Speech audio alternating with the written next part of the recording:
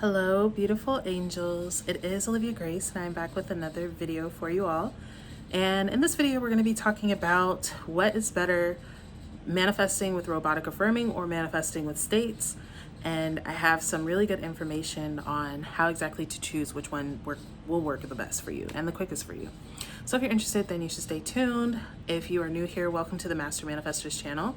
My name is Olivia Grace. Here I talk about law of assumption, manifestation, all that good stuff. So if you're into that, then you should subscribe, be a part of the channel.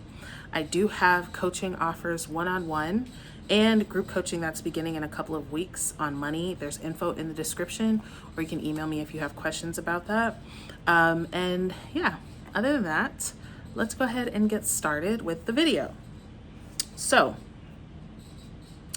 all right, I lost my place here. All right, so the first thing to know when it comes to picking the best technique for you, and you guys, like, please don't sleep on this, because is really actually finding out what works best for you, okay? And just hear me out. A lot of people do what A, they hear works for everybody else, or B, they're doing one technique one week, another technique the next week, and another technique the next week, and all over the place, and you know, all this stuff. And this is what matters most, because if there is a technique that's going to work for you, but you don't work it consistently, then it's going to be difficult to get that to work for you, right? So the first thing is actually choosing a technique that not only works for you, not only that, you know, can get you results, but something that you can dedicate yourself to doing, okay? If you, like, for instance, with me, robotic affirming works for a lot of people. It gets a lot of people results. But for me, I can't robotic affirm that long. I just can't. For my brain, it's too much for my brain. It's too forceful for me. So if I tell myself that robotic affirming is what I'm going to do because that's what everybody else does, but then I fall off and I'm just not doing it, then it's not helping me either way, okay? So take the time to try different things. See what works for you, because they all work, y'all. They all work. It's just about what can you dedicate yourself to doing consistently? What do you enjoy doing? What is not a task for you? These are all the things that's going to allow you to be consistent, and consistency is what's going to allow you to get results, okay? So that's the first thing. All right, next. I'm going to talk about the difference between affirming and states. Now, just to preface, robotic affirming or affirming is repeating a phrase or a certain amount of phrases to get you the result, right? States is coming into the state of having it already, feeling it real. This is like the basics of like law of assumption. Okay, so let's talk about pros and cons with both. With robotic affirming, the pros are it is beginner friendly, right? A lot of what feeling it real has to do with is understanding that you have the ability to do that, right? Understanding that you can actually manifest. So if you're a beginner and you're like, oh, just feel like what you would feel like if you were rich and you've never felt that before, that's going to be difficult for you. So it's a lot easier to just affirm, you know, make X amount a month, I make X amount a day, whatever. That's very simple, to the point, easy, which is the next point with robotic affirming, why it's a great technique. It's simple. If you can talk, you can do it. Okay, again, when it comes to all these other ones, visualizing, states, there's room for error, right? And I don't believe that you can really mess up any technique that you're doing, but there's room for you to second guess yourself. There's room for you to say, did I do that right? Am I in the right state? All of these kinds of things. So with robotic affirming, it's like, did I say it? Am I writing it? Am I thinking? Am I listening? Like, it's foolproof. You can't mess it up, okay? So the simplicity and ease of robotic affirming actually brings me to my next point, which is that when you are in a tough situation, right? When you're in like something where you really, really need something, this is also likened to when you have a lot of resistance around something. So if this is something that you've been dealing with, you know, for like, let's say it's something with your appearance that is extremely triggering to you, and it's something you've been dealing with from like for your whole life, you've been dealing with it. So feeling it real is like, I can't feel it real. What I can feel is the state that I've been in for my whole life, right? So feeling it real is like, no, you know, visualizing. Some people claim to not be able to visualize, and I get it, you know, but everything is about practice, but that's neither here nor there. You don't need to practice. If you can affirm, you don't need to practice. So if you're someone who has been trying visualization, maybe trying SATs, trying this other stuff, and it's not working for you, try robotic affirming, okay? Because that's the thing. Like, if I'm ever in a situation where I'm not feeling in control, right?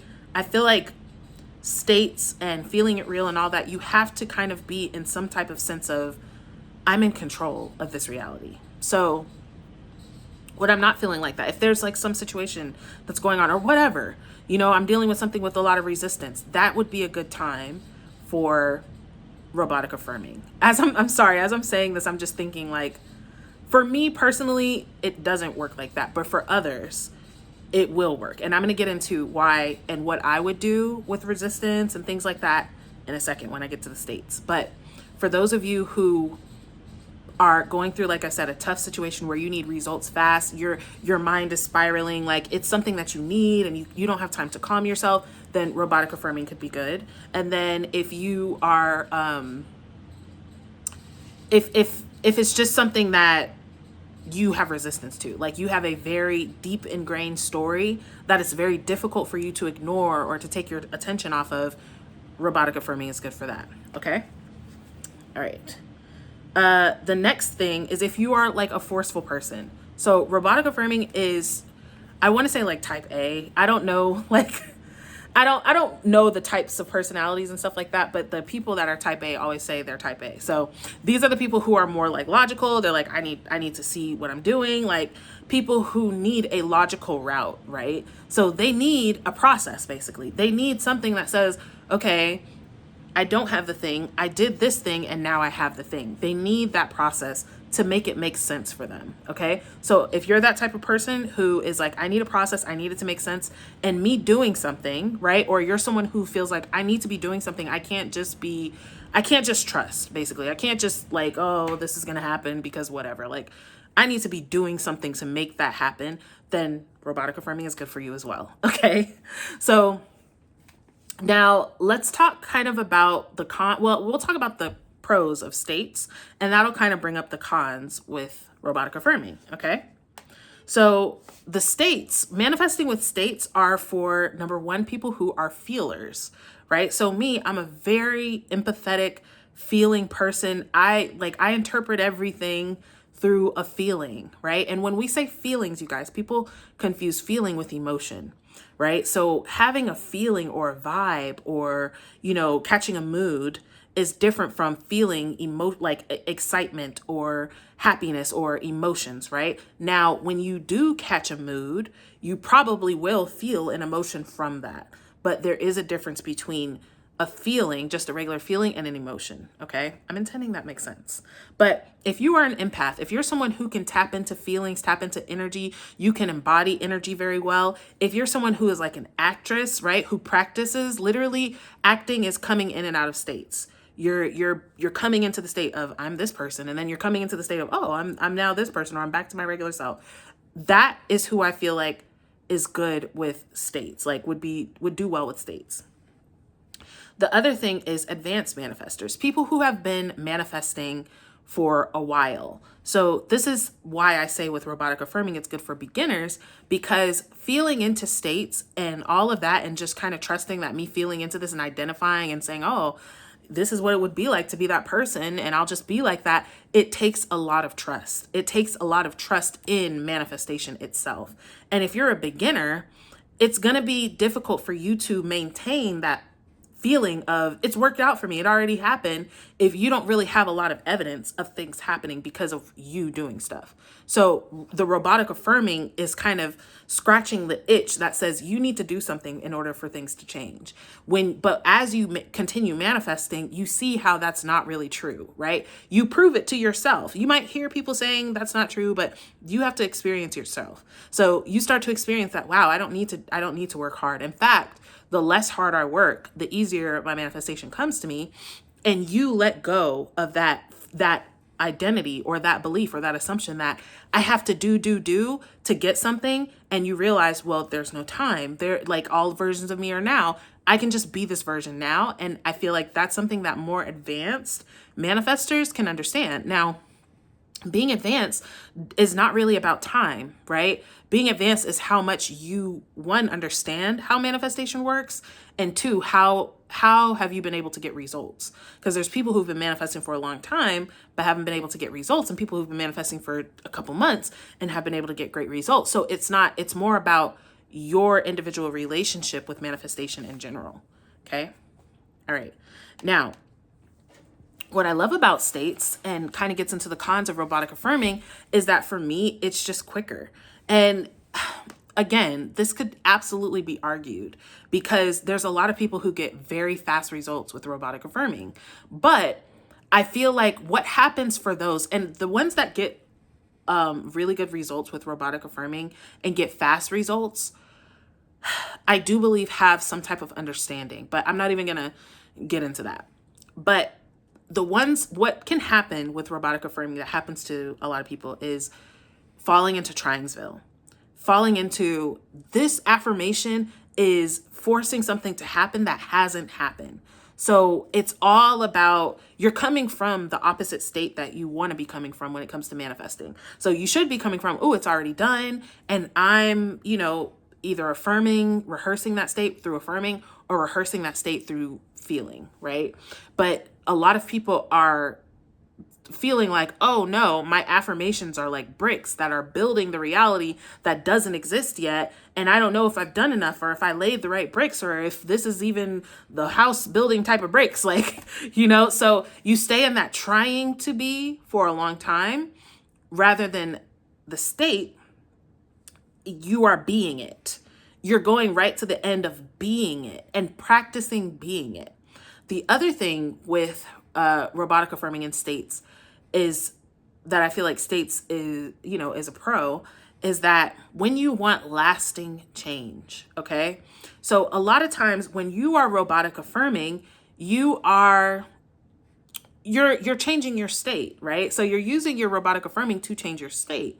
But if you dwell in a state of having, you're actually also simultaneously practicing the self-concept of the version, because that's what you're asking when you get into a state. What would I feel like if it were true, right? What would it be like if it were true? What would I be like if it were true, rather than make it true, make it true, make it true, make it true, which both work, right? But a lot of times people robotic affirm without the state, and then they're not sure that they can maintain that, right? But when you go directly to the state, you are automatically affecting the identity, which is going to lead you to lasting results. That's going to lead you to, this is going to last and expand in your reality, instead of it being kind of like a quick fix that you have to keep quick fixing, right?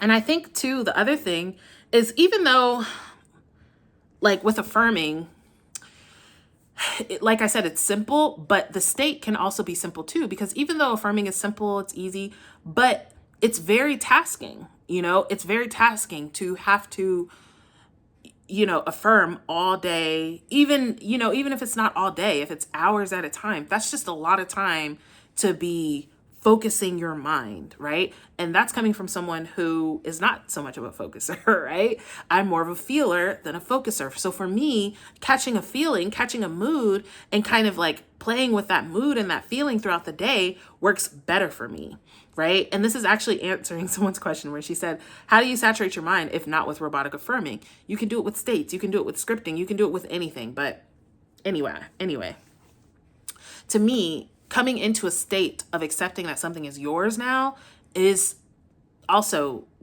simple, and it's easier to me long term. If you need something right then, right now, you're like, I don't have time to go through my self-concept and resistance. I don't got time for all that shit. I just need this right now. I'm going to affirm. Then do that. But when you're wanting lasting results, when you're like, no, I want to make a big change. This is why, like, when you're wanting to make a leap in your life that requires a new identity of self, you want to change your state, you want to change your self-concept. And I'm not saying they are interchangeable, but whatever. Okay, so, but that's really it. And the last thing I'll say about states is getting into the God state, which is the best, because when you're in the God state, you don't have to do anything for anything. It's just, to me, it's your next level in manifesting. When you're in the state of knowing that you are God, you're not trying to get anything. You're just allowing things to unfold in your life. And that to me is the easiest of the easiest. Then manifesting becomes more like just deciding it's like this now. No, I said it's like this, so it's like that. And it takes all the work out of it. But in my experience, the more you get in your God state, the less work you have to do to make things happen.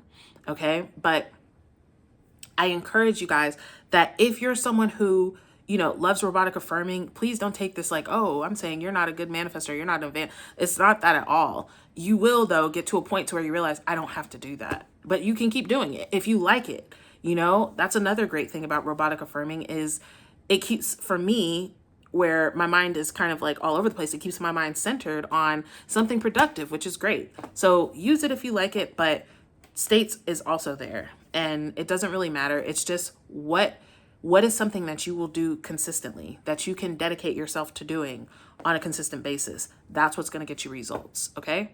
So I am intending that this prospers you. I'm sure that it will. If you would like to work with me closer together, there are all kinds of links in the description for you to check out. But other than that, I will see you all in a video soon.